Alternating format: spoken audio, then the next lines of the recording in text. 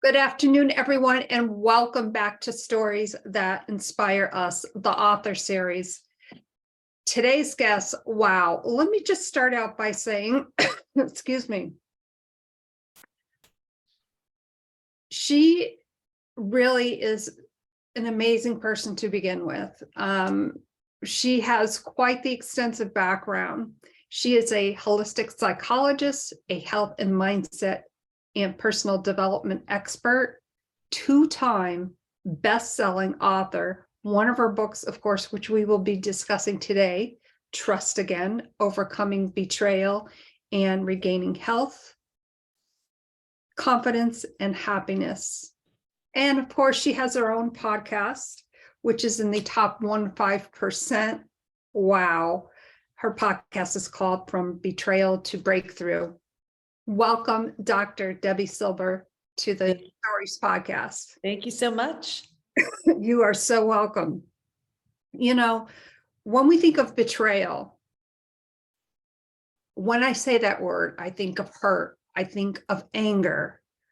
And so many things about your book really stood out to me. And when I read this sentence, and I will share it with you in just a moment, I really felt, wow, this is going to be one of those books where the subject line to trust again, but the betrayal aspect of it, you don't really, when we're going through something like that, how can you trust again?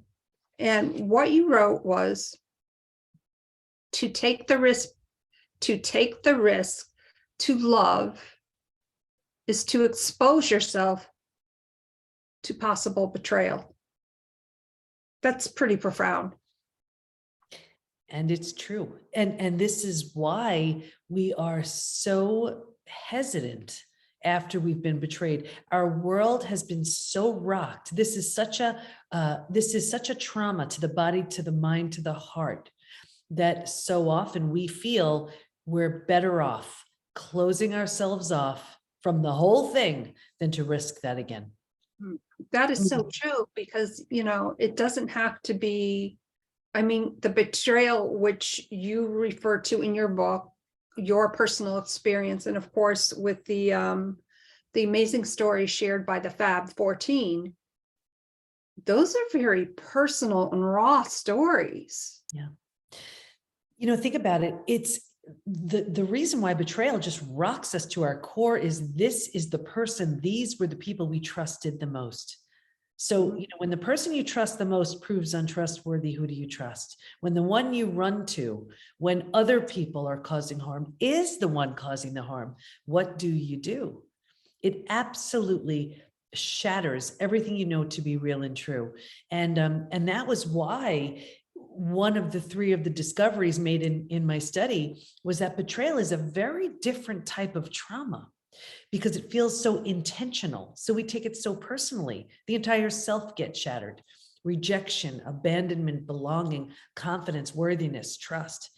It all has to be rebuilt. Like when you lose someone you love, you grieve, you're sad, you mourn the loss. Life will never be the same, but you don't necessarily question the entire relationship. You don't question your ability to trust. You don't question your sanity. With betrayal, you do.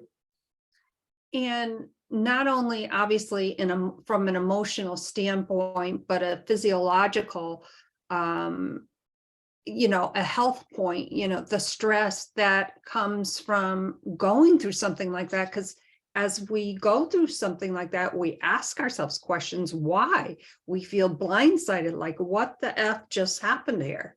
Mm-hmm. Yeah. And speaking of the health impact, that was actually the second discovery, that there's a collection of symptoms, physical, mental, and emotional, so common to betrayal. It's known as post-betrayal syndrome. We've had over 95,000 people take the post-betrayal syndrome quiz on our site to see to what extent they're struggling. A few things about that. The first thing is we've all been taught time heals all wounds. Well, I have the proof that when it comes to betrayal, that's not true. Because there's a question on the quiz that says, is there anything else you'd like to share? And people write things like, my betrayal happened 35 years ago. I'm unwilling to trust again. My betrayal happened 15 years ago. Feels like it happened yesterday. So we know that when it comes to healing, it needs to be intentional and deliberate. Unless and until it is, you will struggle with the symptoms of post-betrayal syndrome. And I'm happy to share some of the stats if you want to hear them. Yes, absolutely.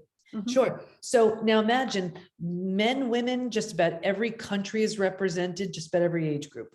Of those 95,000 plus people, 78% constantly revisit their experience. 81% feel a loss of personal power.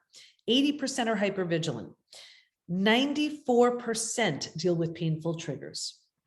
And anyone who's had triggers knows how painful they are. The most common physical symptoms: 71% have low energy, 68% have sleep issues, 63% have extreme fatigue, your adrenals have tanked, 47% have weight changes. So in the beginning, maybe you can't hold food down. Later on, you're using food for comfort. 45% have a digestive issue, and that could be anything: Crohn's, IBS, diverticulitis, you name it. The most common mental symptoms: 78% are overwhelmed, 70% are walking around in a state of disbelief, 68% can't focus, 64% are in shock, 62% can't concentrate. So imagine you're unable to focus, you can't concentrate, you have a gut issue, you're exhausted, you still have to work, you still have to raise your kids. That's not even the emotional issues. Emotionally, 88% experience extreme sadness, 83% are very angry, 82% are hurt, 80% have anxiety, 79% are stressed, just a few more. Here's why I wrote the book Trust Again. This one stat: 84% have an inability to trust. And that just blew my mind. 67% prevent themselves from forming deep relationships because they're afraid of being hurt again. 82% find it hard to move forward. 90% want to move forward, but they don't know how. Dr. Debbie, those are staggering percentages. What's even more staggering is this. Those stats, first of all, you didn't hear me read anything. 20%, 30%, these numbers are really, really high. They're also not necessarily from a recent betrayal. This could be from the parent who did something awful when you were a kid. This could be from the girlfriend or boyfriend who broke your heart in high school. Think about this. That person may not know, care, remember. They may not even be alive. And here we are, decades later, with these symptoms because it's been unhealed. I mean, the good news is you could heal from all of it, which is the third discovery. Happy to get into that if you want to hear it. Absolutely. Sure. So this for me personally was the most exciting of the three. And what was discovered was, while we can stay stuck for years, decades, a lifetime, and so many people do, if we're going to fully heal, and by fully heal, I mean those symptoms of post-betrayal syndrome that I just shared, to this completely rebuilt place called post-betrayal transformation, we will move through 5 now proven predictable stages. And what's even better about that is we know what happens physically, mentally, and emotionally at every one of those stages. And we know what it takes to move from one stage to the next. Healing is entirely predictable. Happy to go through the 5 stages if you want me to share them. And I've got my notes ready. Okay, so they're all mapped out in Trust Again. It's what we do within the PBT Institute. It's what all of our coaches are certified in. Here's a broken down version of it. So stage 1, this is actually before it happens. And if you can imagine 4 legs of a table, the 4 legs being physical, mental, emotional, and spiritual, what I saw with everybody, me too, was a heavy lean on the physical and the mental, thinking and doing, and kind of neglecting or ignoring the emotional and the spiritual, feeling and being. Well, if a table only has 2 legs, that table can easily topple over. That's us. Stage 2, shock, trauma, D-Day, discovery day, the scariest of all of the stages. And this is the breakdown of the body, the mind, and the worldview. Right here, you've gotten the news. You've ignited the stress response. You're now headed for every single stress-related symptom, illness, condition, disease. Your mind is in a complete and total state of chaos and overwhelm. You cannot wrap your mind around what you just learned. This makes no sense. And your worldview has just been shattered. Your worldview is your mental model, the rules that govern you, that prevent chaos. Don't go there, trust this person.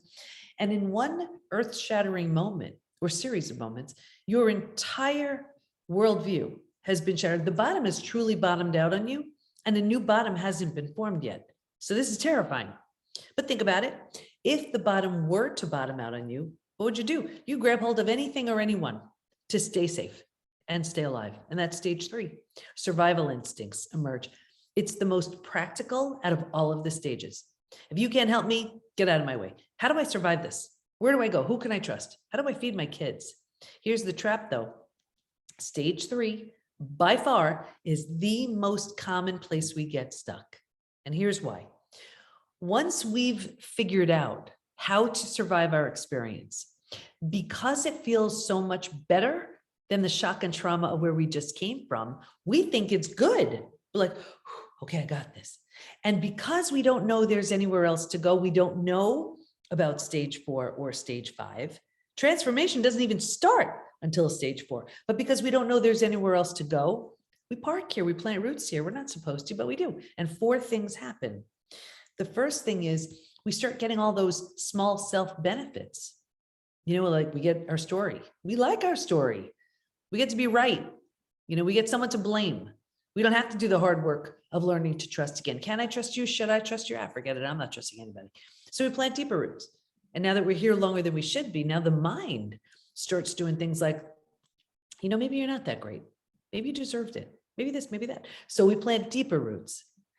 Now that these are the thoughts we're thinking, well, this is the energy we start putting out. Like energy attracts like energy. So now we start calling situations and circumstances and relationships to confirm, yup, this is where you belong. This is where the misery loves company crowd finds you. This is when you join that lame support group where you will sabotage yourself because you don't want to outgrow your new people, right? It gets worse, but I'll get you out of here.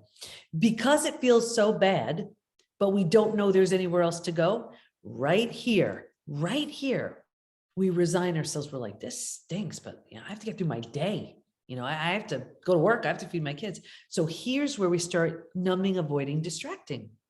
And we'll use food, drugs, alcohol, work, TV, whatever it is, to numb, avoid, and distract ourselves so we can get through our day. So think about it. We do it for a day, a week, a month. Now it's a habit, a year, 10 years, 20 years. I can see someone 20 years later and say, hey, that emotional eating you're doing, or that drinking, that numbing in front of the TV, do you think that has anything to do with your betrayal? And they would look at me like I'm crazy. They would say it happened 20 years ago. All they did was put themselves in stage 3 and stay there. Does that make sense? Yes, it does, because I was looking over my notes and I'm wondering if this goes back to where you're asking a question, is it possible that betrayal can be justified? So in stage 3, it sounds like we are technically justifying our behavior, even though we know, okay, here we are. Yes. And the longer we're there, the harder it is to leave, because now we've created this whole new identity around it. Well, this is who I am. You know, this is my story. And then we have so much support from all these people that, you know, are like-minded and thinking the same thing. You see? So it becomes, you know, we never want to be without an identity. We never want to be without our people. So that group, and I've seen it so often where someone truly will sabotage their healing because they don't want to outgrow that person who hurt them or those new friends they've made. Happens all the time. Wow. Oh yeah. So the good news is, if you're willing to let go of the story and everything you get with it, actually, that's why I wrote From Hardened to Healed. It's just for stage 3. I was like, everybody, you've been through the worst of it already. Why in the world are you hanging out in the worst place ever? So if to get you out of stage 3, there's a little boost for you. But if you're willing to let go of the story and the, you know, grieve, mourn the loss, a bunch of things you need to do, you move to stage 4. Stage 4 is finding and adjusting to a new normal. So here's where you acknowledge, I can't undo what happened, but I control what I do with it.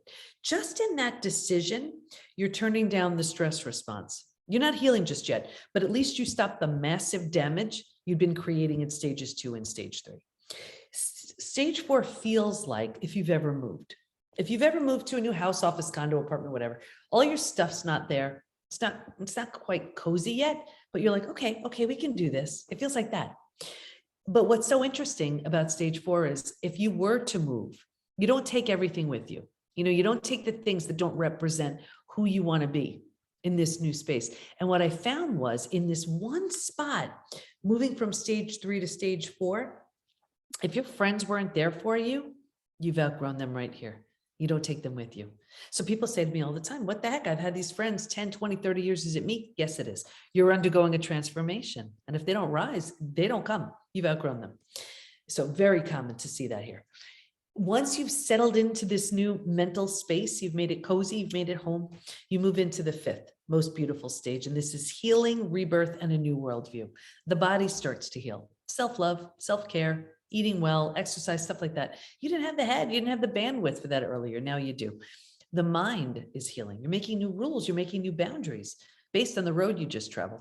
And you have a new worldview based on your entire experience. And the 4 legs of the table, in the beginning, it was all about the physical and the mental. By this point, we're solidly grounded because we're focused on the emotional and the spiritual too. Those are the 5 stages. Wow. And those 3 discoveries, and then breaking down the 5 stages,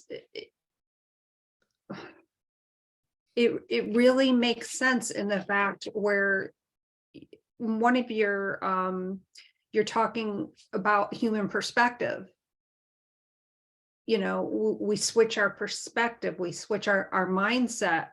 And again, it's not just about that, it's also about our physical well-being and how we maintain or how we make those new friendships, or the friendships that we used to have we no longer have.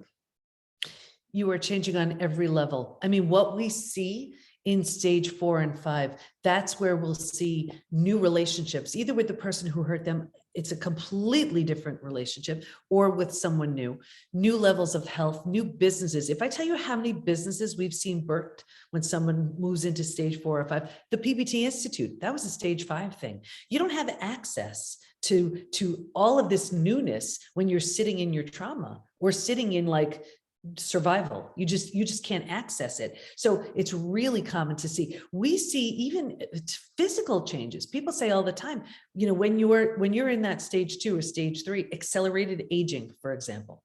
And people will say, oh my gosh, I don't even look like myself. I look like some old version. And then you heal, you're in stage 4 and 5, and it looks like you lost 20 years and you got your youth back. So physical, mental, emotional, psychological, spiritual, I mean, with each stage comes very different representations of who you're becoming. And I think that goes to say too, when you're not only obviously speaking from what you do, but what happened to you. It's a very personal and raw story. And I think for instance, in chapter 1, where you're talking about, understanding betrayal, that premise that we are blindsided, everything as we look at it is normal. Mm-hmm. And then we are blindsided. And there's also, as you mentioned, too many faces of betrayal. And when when the trust is shifted into a different perspective, all hell breaks loose. Like, it's just, as you mentioned too, the chaos. There's tons of chaos with it.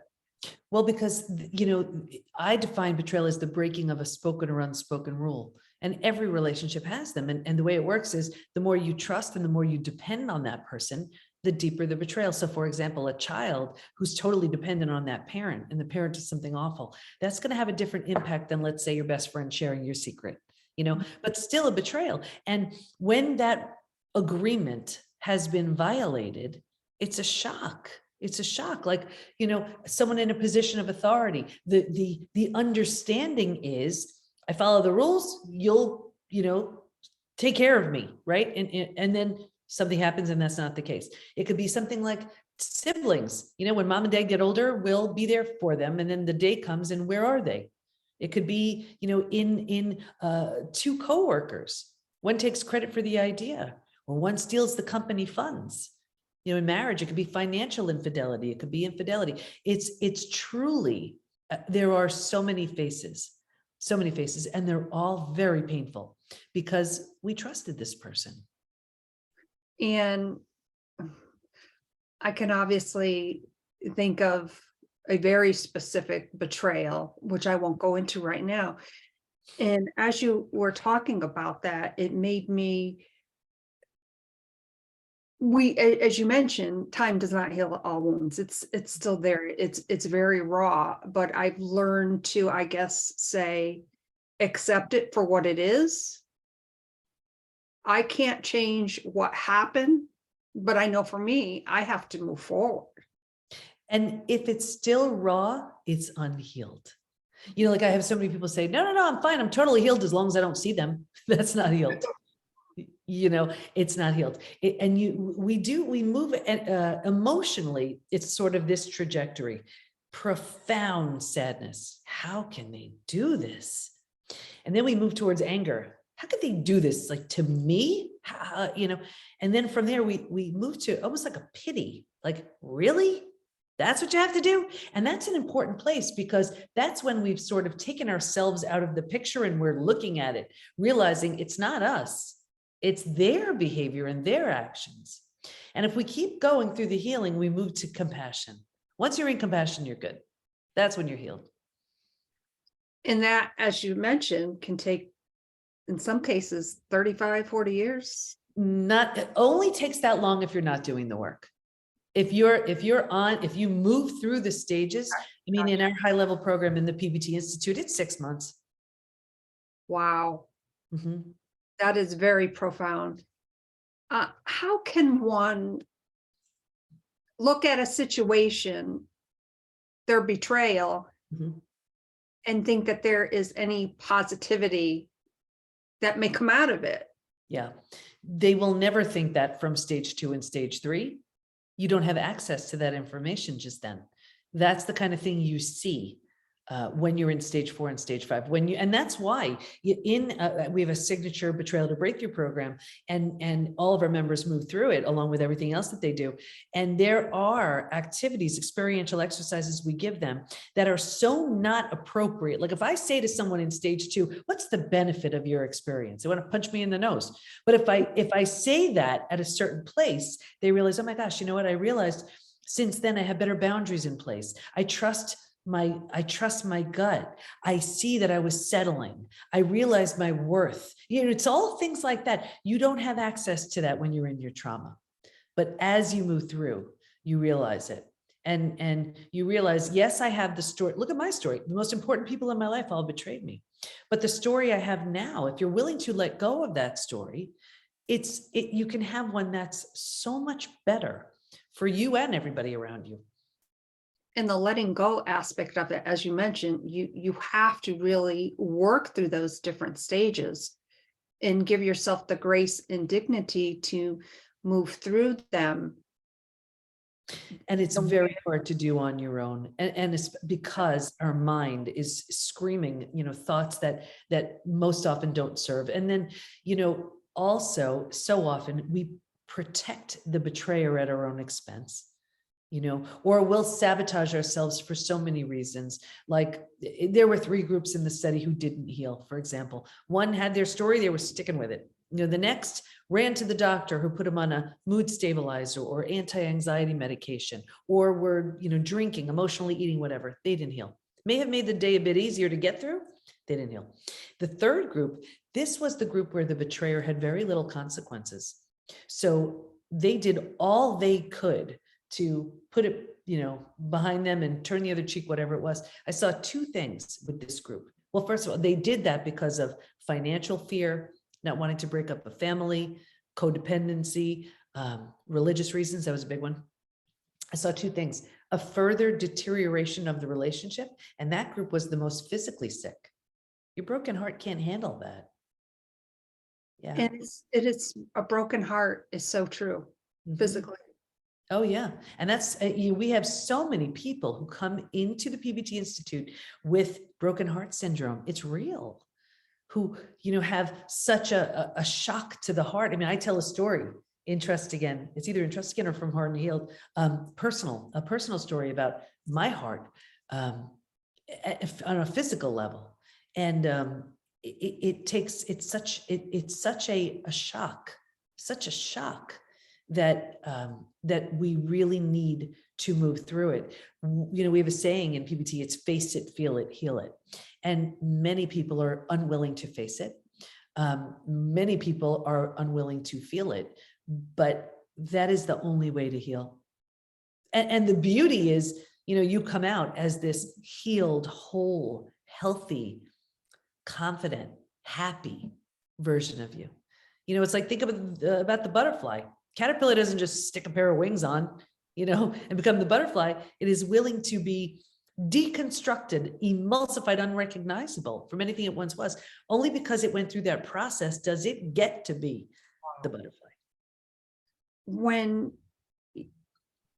you're in the midst of all the muck, and I think it's important to ask, what are maybe some things that people can do to, before they have the opportunity to maybe work with a professional? What are some things that they can, or strategies, tips that they can use for themselves that really would be beneficial for them? Sure. And before you just work with any professional, I just want to be so clear. We have so many people coming into the PBT Institute with therapy trauma. Now, I'm a psychologist, but I'm a coach first. If anything glues you like crazy glue to stage 3, it's endlessly unpacking your story, because you're solidifying it each time. You're giving it so much life each time. It's going over that story without a strategic plan to move forward. So best of intentions, you're just, you know, this therapist, let's say, is, you know, go over your story, go over your story, go over your story. It does way more harm than good. I'm not saying there isn't a place to go over the story, but there needs to be the moving through the stages. You know, we also see where people go, let's say, to couples counseling. They're like, okay, you know, let's see if we can get back together at some level. And if that couples counselor isn't very skilled in betrayal, very often what happens, let's say, I'll use a typical example. Let's just say a narcissistic husband and the wife is betrayed. Now, if that counselor isn't very well versed, the narcissistic husband is very charming, crocodile tears, the whole thing. So the counselor can look at the betrayed partner and say, you know, you need to communicate better. And she's like, what? You see? So it absolutely solidifies someone staying in stage 2 and stage 3, because they're not getting what they need to move out of those stages into stages 4 and 5. So I wanted to share that when you said about, yeah, very important to get that. It is. Do you think that some people maybe stay in that muck because it's normal and familiar? Is that fair to say, even though it feels crappy? Yeah. Oh, it not only is it fair to say, I mean, that's the most common response. It's the known familiar. And, you know, let's take that classic example, right? So here's this narcissistic husband in this, you know, example I'm giving, and he's betraying, and, you know, his partner is feeling less than, unworthy, undeserving. And then at some point believes, well, you know what, I guess this is the best I can do, and I better just sort of stick around. And then is getting messages about, well, you can't break up a family. You can't, you know, according to our religion or whatever, that's not right, this and that. So look what she's tolerating because of all of that external and internal, those influences. And the only thing she could get from that is symptoms, illness, condition, disease. But people are so afraid of the death of the old. That's the only way you birth the new, whether it's a new you or a new collective you. Like, for example, in my story, just to sort of close the loop on that, with my family betrayal, there was really nothing to work with there. So I healed myself and moved on. With my husband, as two completely transformed people, not long ago, we married each other again. New rings, new vows, new dress, and our kids, 4 kids is our bridal party. You know, betrayal will show you who someone truly is. It also has the potential to wake them up to who they temporarily became. Not that you have to do something with it at all. You can heal yourself and move on. but you have a very different relationship, when both have completely used the opportunity as a catalyst for transformation. Now, you mentioned the Post-Betrayal Institute. Mm-hmm. How long has that been in existence? Yeah, so the PBT, Post-Betrayal Transformation Institute, we've been fully online for 3+ years. Yeah, and we have people, from all over the world in there, and it's beautiful. They we have our certified coaches who all specialize in different things. They're all certified in the 5 stages, but they have their own specialty. So we have specialties in narcissism, in reconciliation, in divorce, in chronic pain, in addiction, in everything. And then they teach live daily classes. We bring in experts to teach master classes. We have our signature program, which literally moves you through the 5 stages. So the idea is you come in, usually stage 2, stage 3, and there are classes that are numbered, appropriate for stage 2, and courses and coaches, and it's like you do all the stage 2 stuff till you get to stage 3, do all the stage 3 stuff till you get to stage 4, and there's a roadmap for them, and it's almost like you're just on a track, and just stay on that track because you will move through the stages and then graduate. That is amazing. Now, I know that your 3 discoveries have led you to different media outlets such as Fox, CBS, and you were also on the TEDx stage twice. Mm-hmm. Do you foresee yourself being on a TEDx stage again? Well, I'll tell you, the first TEDx, Stop Sabotaging Yourself, that was 6 weeks after my betrayal. 6 weeks. I don't even know how I did that one. And I have a hard time looking at myself there because I know what I was going through that was sort of under the surface and I wasn't really ready to talk about it. But if you listen and you watch it, you can hear me hinting about it. The second one, do you have post-betrayal syndrome? That was really the first time I told kind of my story on that type, to that many people. And it was, it was one of those things where the message was too big, and I knew it could help so many people. So I said, just get out of the way and do the work. But I don't really feel like I have another one in me right now, but you never know. On a personal note, now you mentioned, of course, your first TEDx was about 6 weeks after. Yeah. When you look back at Mm-hmm. your transformation, what is one thing that really, or maybe it's a couple things that sticks out to you that maybe you didn't notice or realize it at the time? I had no idea how I was going to heal from this.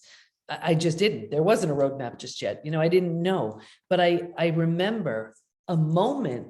It was so strong in my mind. And I said, I have no idea how I'm going to heal from this. But if I do, I'm taking everybody with me. It was just a knowing. I don't know. I don't know where it came from, but it showed up and I was like, all right, then just keep going. And I didn't feel like I had a choice not to heal.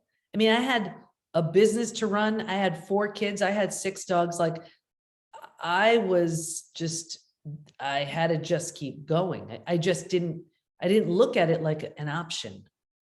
And I just remember saying, thinking to myself, how can I do this? But it was so interesting because when I started doing the study, all I did was start implementing what the study proved works.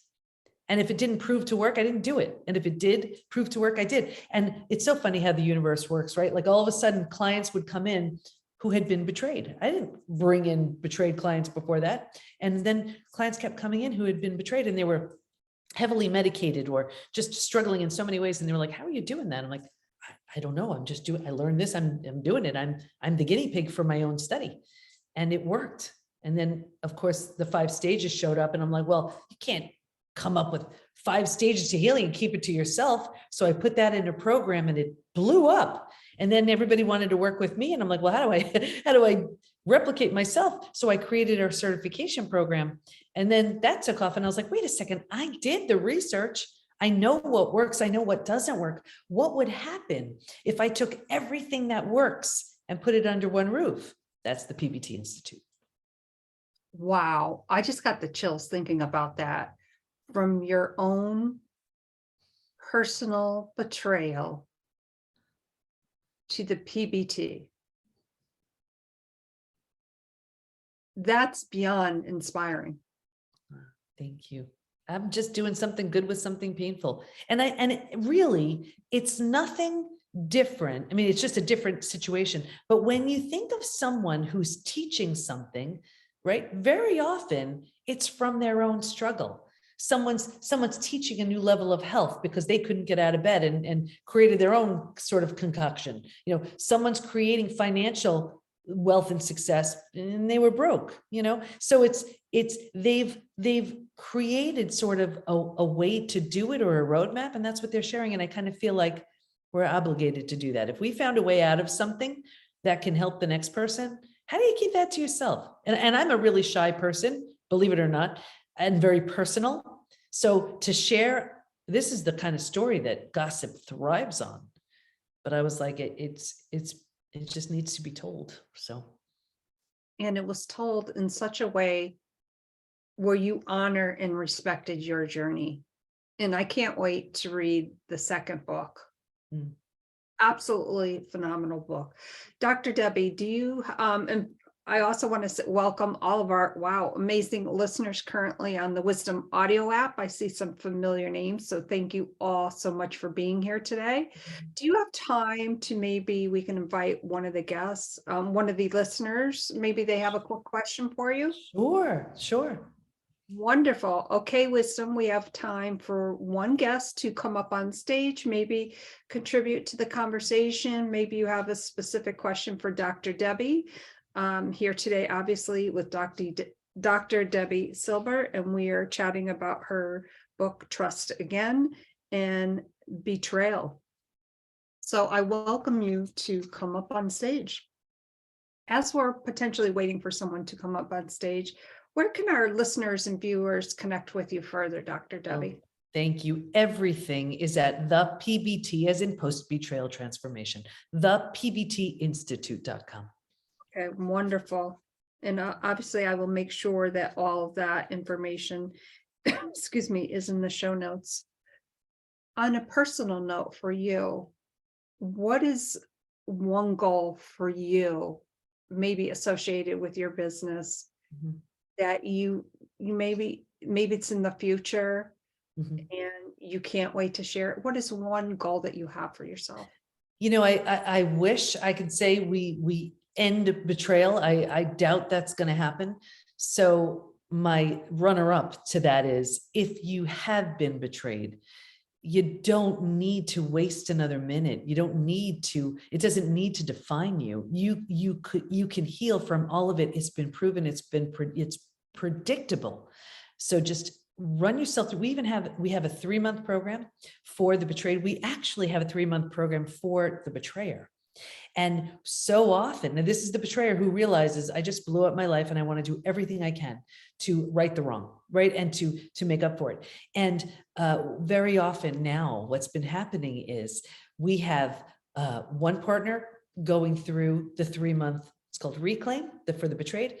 The other partner going through the 3-month program called Rebuild. And actually we're releasing this workbook. This is for the betrayer. And they come out in 3 months as 2 completely revamped people with new levels of understanding and depth and healing. And then they get back together at a very different place. So I just want more people to go through the PBT Institute so that they don't have to stay with that level of pain and trauma and illness and everything that goes along with it. Wow.